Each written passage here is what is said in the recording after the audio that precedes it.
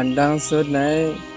เขาบนคุดแสงยันต้องดาวมาส่งถึงผู้ทางยินเลยยังผมส่งถึงอย่างนั้นอยู่สืบเสนให้ข้าฮอดเดอันเนปืนหูไปหันอันเป็นข้อของคำสอนสองของซึกเมืองไต้เจ้าคุณสาแอมทีเมื่อปานนั้นการสองในเขาสืบทนยินก่อเสียกำค้า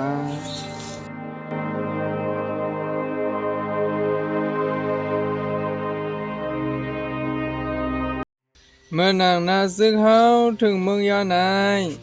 กองทัพอ่อนเฮาตีหนึ่งไล่คำดังเปิ้นเอาหมักเครื่องหลง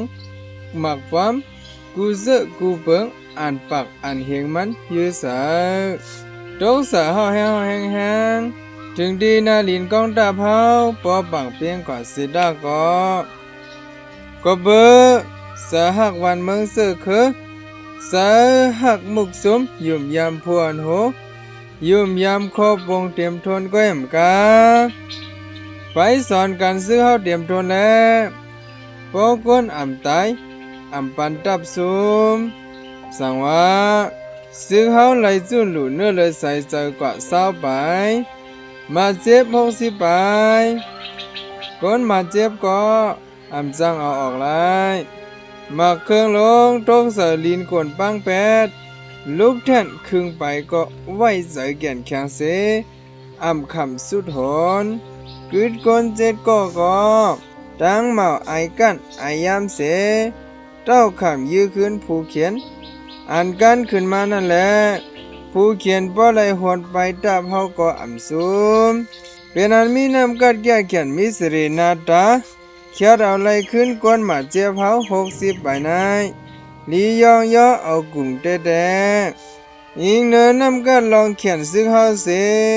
เฮาบ่สั่งยองย่อปันแห้งเขานั้นอยู่ที่เงาซึ่งสั่งไล่ดึกซนกุฏิเฮาพร้อมกัน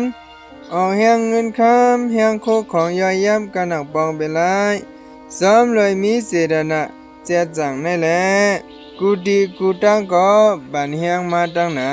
ำเมื่อนังเล่าไล่กันงานลองบันแห้งซึ่งไหนเพราะหมอวนสอนซ้ำเข้ายามซึ่งอย่าว่าเรียนการเมืองเรียนการเฮือนก็อ่ำอ่องไลเมื่อนามาในเมืองไทยเฮาโหลไล่เปลี่ยนกว่าไล่เฮ็ดซึ่งไหนกูดีหนึ่งดีมีเพนั้นสีนาแปดไผ่กว่าซอยหนึ่งก็มีอย่าผืนนั้น7-8ก็กว่าใจนั้นโหลไล่หากคนเมืองไทยเฮากูก็ฮู้ถึงเขาเสหมอเฮ็ดซ้ำเอาแห้งโคของเสซอยเอ็นกำแห้งเสดนะการยุกยองนาซึ่งไหนเมื่อนามามันดีมีกูดีอ่ำก้อมกะลอยหลังทุ่งเมืองยานมันเอาบ้าดอนเจ้าสู้ไลปาเกะลอยตุงอีกดังเป่งลงไข่ลงโอห้าเสื้อในก็เปลี่ยนดีดับซึกเฮาป่าไว้แล้วจังเปลี่ยนจังมีอยู่ดึกซึกไหนที่เฮาตึกเฮาโหลเปที่เฮาอ่ำโหลตึกเฮาโหลเปะให้ไลอันไหนเปลี่ยนลำลองบ่เปลี่ยนซึกต้องหนึ่งเด้ญาติเหลือก็ดึกดีนั้นก้อยโหลให้เฮาเปอันผู้เขียนอยู่ไว้นั่นนาเดียวนั้นซึ่งนั่นนาเดียวโลลำตึกเพียวมวยแปดให้เอเรียนาเดียวพอหำเขียนกันเย็นผู้ละคนสอนมีหลายซึ่งคนเมืองก็ได้สมเสือหับดอนปันแหงคนเมืองก็โลหักป่องสังไผ่ใบเมืองเฮาเขาก็เขียนโลหมอส้นตุ่มซับเลี้ยงให้คนเมืองป่องสังลองบันแห้งใส่กันให้อำจะว่าโลป้าแห้งเงินคำตั้งกินเปิงเหลวลองเหลวเมียวบันแห้งไหนเอาตรงหมอกลงหมอกมาหับดอนก็เป็นเจรนาให้กองมองการนกโตมาบาบก็เป็นเจรนาหมอกกินข้าวหลีพักวันและสั่งเปื้อนตอนหับบันโคเลี้ยงพาเพียนและสังก็เป็นเจรนาเพราะว่าใบเมืองเฮาอำซับเลี้ยงปันคนเมืองคนกะแดเปิ้นเคยเฮ็ดอยู่ก็เปิ้นได้อำหาเฮ็ดเจรนาเปิ้นสังสมหายคนซื้อก็เขียนโลปองสวะอันมาหับดอนเฮานั้นเป็นบ่มีคนเมืองเฮามังก็เปิ้นหมอลาดมังก็เปิ้นอำหมอลาด เป็นหือก็ยาวเฮาสำลุหมอห่มจอมคืนลัดเลยลองมันมังก็ได้ว่าสุเจ้าเลยอยู่อย่าผืดทุกข้าเดมังก็ซ้ำเตจังว่านังไหนกล้วยอ่ำหยับก็หือไหนก็เตจังมีเพราะจังนั้นเฮาซ้ำเตว่าเพราะทานนั้นเมื่อมาอยู่ด้วยล่ะในซึ่งเจตนานั้นจังปินผลกว่ากับนายปัญญาเมื่อเปิ้นมันก็หมอลัดก้อมก็ซึ่งเฮาซ้ำโลหมอตอบลัดเกลิดอยู่เหมือนว่านังไหนก็เฮาคำหยับทุกข้าไรอยู่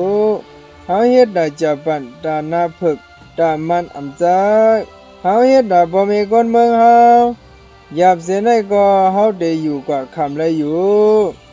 ก็นำตายตับอันปันสมอันวานั้นเฮามีกติสัจจะอยู่สุจามาบันแห่งในเฮาขังยินจมอำตันมาบันแห่งก็เป็นอันมีแห่งใจแก่นแข็งต่อสู้ก็ไรอยู่มาบันแห่งในทับดอนขอบใจได้ว่าอยู่เย้าค่ะไหนไผซื้อเฮาโหลหมอตอบปานลีเลเสนั้นบ่ซ้ำเคยตอบปันแทงลองหนึ่งก็อ๋ออำกึ่งตันยุกยองเฮาค่ะก็คือค่ะยื้อผู้เขียนและประดับในตื่นเป็นบุญพรซื้อเฮาค่ะอยู่ก็เฮาค่ะเป็นซื้อเฮ็ดดาวันเมืองซื้อคือเฮ็ดดาบ่ให้เมนาโลลำเป็ดผู้เขียนตั้งเสียงในจอมบองซื้อก็ใกล้สั่งลาดอยู่ค่ะหำจะเลยว่าเฮาค่ะก็หยับเฮอไล่มาอยู่เกมหมักกองหมอทะซ้ำว่าเฮาขาเงียบในสู่เจ้าก็ตักเดถูกหมักกองหมอทะยื้อสาสู่เจ้าก็จังไรคำดังมันเข้ามาดิ้งยับมัดทุบปอก็เบื่อเฮาขาสู่เจ้าเลยอยู่ลีกัดเย็นเฮาขาจังมาคำทุกน้ำกัดหัดงานเสเปิดเหตุการณ์เกิดเขซึ่งในขยะในMTA เฮากูดีๆก็ดึกอยู่บางเสือลำเพียวเป็ดผู้เขียนในนาดีก็มีบางเสืออ่านออกดังเสียงาผู้เขียนยื้อและยื้อจำตังก็มีซึ่งMTA นั้นยื้อกูดีคาลูวันได้มันอำกึ่งสู่เจ้ามาปันแหงเฮาก้อยเป็นอันขอบใจเด้ๆในตอบเกเลยกว่าดีป่องมันน้ำหนักมันตั้งน้ำยาเพราะซึ่งนั้นเปิ้นซ้ำติดตอบมาว่ากึ่งนาคายาวจึงหือเลยว่าอำกึ่งพอพันเมืองไหลเมื่อละกึ่งเมื่อนั้นสั่งว่าเหตุการณ์อีสังเสียมว่าโลไหลมีอาเกหมุนเงาโลมีพรลีตาวันเมื่อเจอคือได้เนื้อสุนโตดับกองดับเพหาวกำนายความตอบความละนั้นอย่าให้มันเงียบโลให้มันมีอาเกพรลีกูไผ่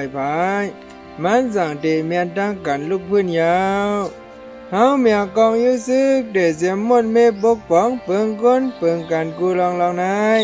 เป็นการลูกพื้นร้อนกอบนายเสื้อหนาวขาวอันลิกนายาวอำนั้นคู่เขาสอนยาวต้องไว้ลีเฮาบ่กึ่งดังเป็นก้นแผ่นดินซึ่งเมืองใดก็หนึ่งนั้นมีที่เฮาคัดสรรเฮาเป็นก้นงานก้นจ้าเฮาอย่าเฮ็ดก้นขันก้นเงียบเป็นหลายอย่าไปเฮ็ดกันอันอำดีเอาค่ะขอบอกคำสั่งสอนจอมปองซึกดับซึกเมืองใดMTA เจ้าคุณสาการสองในมีเรื่องหนังในค่ะอ๋อยินส้มขอบใจถึงผู้ถ่อมยินเฮาต่อบ่ซื้ออยู่ค่ะอ๋อเบิ่นลื่นไหลไว้ในมาข้าเฮาสั่งไกขึ้นมาสืบอ่านรู้เนกว่าแท้งให้เป็นปืนหูไปหันอันข่าวเศร้าเฮ็ดกันเนี่ยสังไปวันข่าวเศร้าเลยเส้นในปุ่นตาเฮาหามันจะเป็นปืนหูไปหันอันดีค่ะเนาะย้อนไหนแลลื่นสุดไหนขาวคนคุดแสงยินชมถึงผู้ดำยินเอาเขาต้องมดต้องเสียงผู้ปัญญาเอาเขาต้องมดต้องเสียงอยู่ค่ะอ๋อมาสูงต้องเสียงค่ะ